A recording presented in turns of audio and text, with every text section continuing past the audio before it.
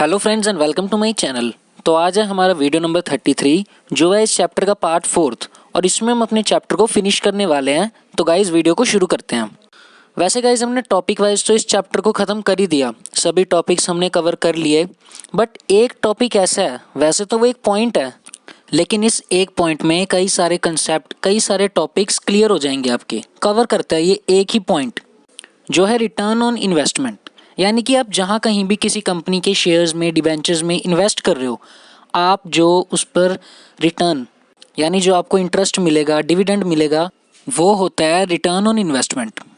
अगर तो return on investment आपके रेट ऑफ इंटरेस्ट से ज़्यादा है, यानी जो आपने कोई डेट लिया है, कोई लोन है, उसका इंटरेस्ट रेट 10% है मान लो, और जो आपने किसी कंपनी के शेयर्स में या डिबेंचर्स में इन्वेस्ट किया हुआ है, वहाँ से आपको 12% रिटर्न मिल रहा है, डिविडेंड मिल रहा है, या जो भी है जो आपने इन्वेस्ट किया। यानी इस केस में जो आपका रेट ऑफ इंटरेस्ट है लोन पर, वो आपका कम है as compare to return on investment, कि वो 10% है और आपको रिटर्न मिल रहा है 12%। कि आपने कहीं से लोन लिया और वही लोन का पैसा आप किसी दूसरी कंपनी के शेयर्स में या डिबेंचर्स में लगा रहे हो। एक तरफ आपको 1 लाख का आपने लोन लिया है और 10% उस पर आपको इंटरेस्ट देना है, लेकिन वही पैसा जो आपने किसी कंपनी के शेयर्स में इन्वेस्ट किया उस पर आपको 12% मिल रहा है। तो इससे क्या होता है, जो आपके शेयर होल्डर्स होते हैं उनकी भी अर्निंग पर शेयर बढ़ जाती है। अगर तो ऐसा है कि डेट को बढ़ाने से, यानी इंटरेस्ट रेट जब यहाँ पे कम है, आप डेट को बढ़ाएंगे, उससे आपकी अर्निंग पर शेयर इंक्रीज़ हो रही है, फिर तो आप डेट रेज कर सकते हैं। लेकिन अगर ऐसा नहीं है कि अगर रेट ऑफ इंटरेस्ट ज़्यादा है, कि रेट ऑफ इंटरेस्ट 12% है और आपको रिटर्न मिल रहा है सिर्फ 10%, उस केस में आप इक्विटी पर ही डिपेंड करोगे। और इसको आप ट्रेडिंग ऑन इक्विटी इसलिए कहते हो क्योंकि आप जो लोन ले रहे हो, आप उस लोन से ट्रेड कर रहे हो किसी कंपनी के इक्विटी शेयर होल्डर्स बन के, उसके ओनर बन के। ये एक बहुत ही मेजर, एक बहुत ही इंपॉर्टेंट फैक्टर है ये डिसाइड करने के लिए कि कैपिटल स्ट्रक्चर में आपको डेट ज़्यादा रेस करना है या फिर इक्विटी। अब आपको ये तो पता चल गया कि आप डेट उस टाइम ज़्यादा रेस करोगे जब आपका रिटर्न ऑन इन्वेस्टमेंट ज़्यादा है as compare to rate of interest on your loan और डेट। लेकिन इसको प्रैक्टिकली प्रूव करने के लिए अब हम 3 सिचुएशन देखेंगे।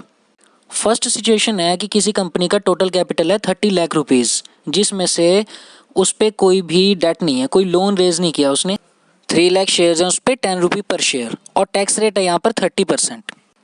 अब यहाँ पे profit before interest and tax है 6 लाख रुपीज़, जो यहाँ पर लिखा हुआ है गाइस, जिसको हम earning before interest and tax भी कहते हैं, EBIT। तो जो ये आपका प्रॉफिट है बिफोर टैक्स, अब आप इस पर टैक्स पे करोगे 30%। अब 6 लाख का 30% है 1,80,000, तो आप पे प्रॉफिट बचा 4,20,000, जो आप या रिटेन करोगे, यानी सेव करोगे कॉर्पोरेट सेविंग्स, जिसको आप रिटेन अर्निंग्स कहते हो, या फिर एज ए डिविडेंड डिस्ट्रीब्यूट करोगे अपने शेयर होल्डर्स को। अब हम यहाँ पर देखते हैं कि EPS यानी अर्निंग्स पर शेयर आपके शेयर होल्डर्स को कितनी हुई। अब इसका ये फॉर्मूला है गाइस, अर्निंग आफ्टर टैक्स, कि जो आपका प्रॉफिट है इंटरेस्ट और टैक्स पे करने के बाद, उसको आप जब डिवाइड करोगे नंबर ऑफ शेयर्स, तो आपका आ जाएगा EPS। कि मान लो टैक्स पे करने के बाद मेरे पास 100 रुपये बचे, जो मेरी अर्निंग्स आफ्टर टैक्स है, और मेरे शेयर होल्डर्स हैं 50, यानी 2 रुपये पर शेयर उनकी अर्निंग हो जाएगी, बिकॉज वो ओनर्स हैं। ओनर्स आपस में बांटते हैं शेयर, जो आपका डिस्ट्रीब्यूटेबल प्रॉफिट होता है। अब इस केस में अर्निंग पर शेयर आपके शेयर होल्डर्स को, जो आपके इक्विटी शेयर होल्डर्स हैं, ₹1.68। अब हम देखते हैं सेकंड केस। अब इसमें क्या है, इसकी टोटल कैपिटल आपका सेम है 30 लाख, लेकिन इसमें आपने 10 लाख रुपीज़ का लोन लिया और इंटरेस्ट रेट है 10%। EBIT है 6 लाख रुपीज़ और जो टैक्स रेट है वो है 30%। अब आप अपने प्रॉफिट से जो टैक्स पे करोगे वो होगा 10%, यानी कि 1 लाख रुपीज़। उसके बाद आपका प्रॉफिट बचा 5 लाख। अब आप इस 5 लाख का 30% टैक्स पे करोगे, जो होता है 1,50,000। अब आपको ध्यान होगा फर्स्ट केस में वो था 1,80,000, यहाँ 30,000 की टैक्स सेविंग है। अब साथ ही हम देखते हैं अर्निंग पर शेयर कितनी हुई। Earning after tax upon total number of equity shares, 3,50,000 divided by 2 lakh, जो आ गया आपका ₹1.75। थर्ड केस में सब कुछ सेम है, बस आपने अपना डेट 5 लाख से इंक्रीज कर दिया।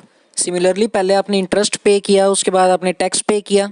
अब इंटरेस्ट तो 50,000 से इंक्रीज हुआ, जिससे आपका जो प्रॉफिट था, profit after interest but before tax, वो आ गया 4,50,000, और इंटरेस्ट आ गया हमारा 1,35,000।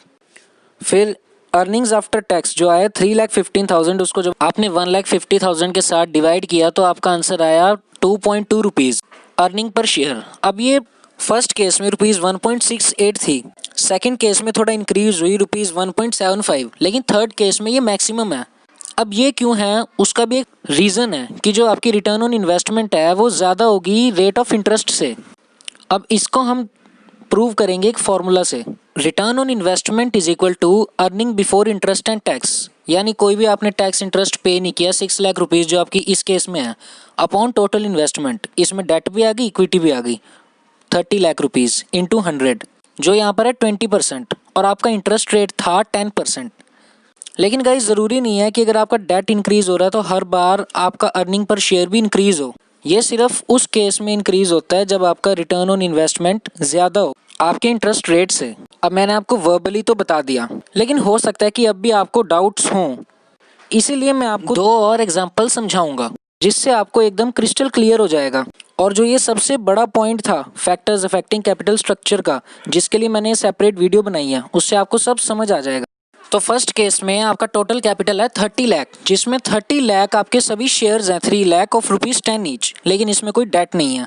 टैक्स रेट भी सेम है 30% और आपका profit before interest and tax है 2 लाख रुपीज़।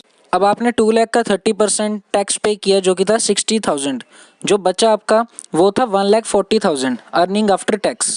अब आप फॉर्मूला लगा के अपना अर्निंग पर शेयर निकाल लोगे जो कि earning after tax divided by total number of equity shares, जो इस केस में आपका रुपीज़ 0.47।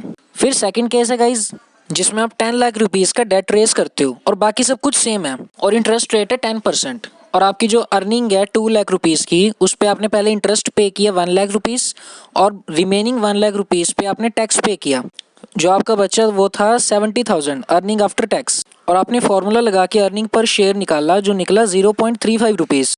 लेकिन आपने एक बात नोटिस की होगी, जो फर्स्ट केस में आपका ईपीएस था वो था रुपीज़ 0.47, लेकिन सेकंड केस में वो कम हो गया रुपीज़ 0.35।